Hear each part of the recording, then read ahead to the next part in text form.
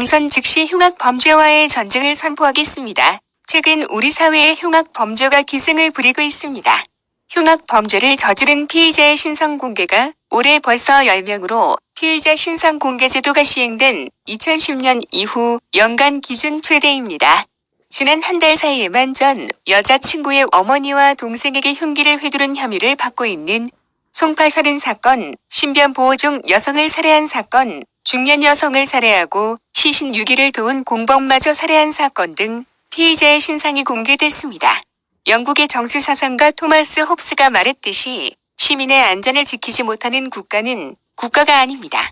문재인 대통령이 지난 9월 사회 안전망을 더 강화해 함께 잘 사는 나라로 가야 한다고 밝혔지만 공허한 메아리가 되고 말았습니다.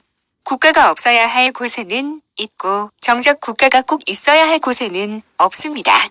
제가 대통령이 되면 흉악 범죄와의 전쟁을 선포하겠습니다. 26년간 검사로서 형사법 집행을 해온 전문가로서 제가 국민의 안전을 확실히 지키겠습니다. 우리 헌법 제30조에는 타인의 범죄 행위로 인하여 생명, 신체에 대한 피해를 받은 국민은 법률이 정하는 바에 의하여 국가로부터 구조를 받을 수 있다고 명시되어 있습니다. 문재인 정부는 헌법이 규정한 국가의 기본 책무를 방기하고 있습니다. 국민의 생명과 안전을 지켜주지 못하는 정부를 과연 어느 국민이 믿겠습니까? 미국의 루돌프 줄리아니 전 뉴욕시장은 범죄율을 낮추기 위해서 지하철의 낙서부터 지웠습니다. 그 결과 경범죄는 물론이고 강력범죄도 큰 폭으로 낮췄습니다. 경찰이 범죄 대응 태세를 제대로 갖추게 한 것도 범죄 추방의 한 요인이었습니다. 검사 출신인 줄리언이 전 뉴욕시장이 그랬던 것처럼 저도 범죄를 줄이기 위해 가용한 모든 수단을 사용하겠습니다.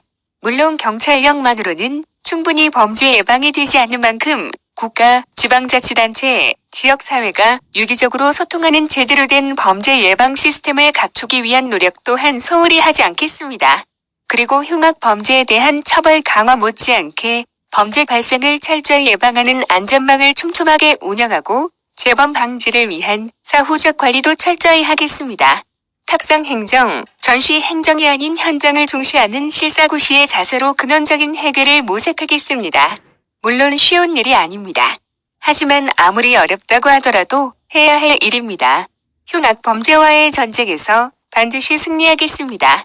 범죄로부터 국민을 지키겠습니다. 국민이 불안해하지 않는 안전한 대한민국 국민과 함께 만들어 나가겠습니다.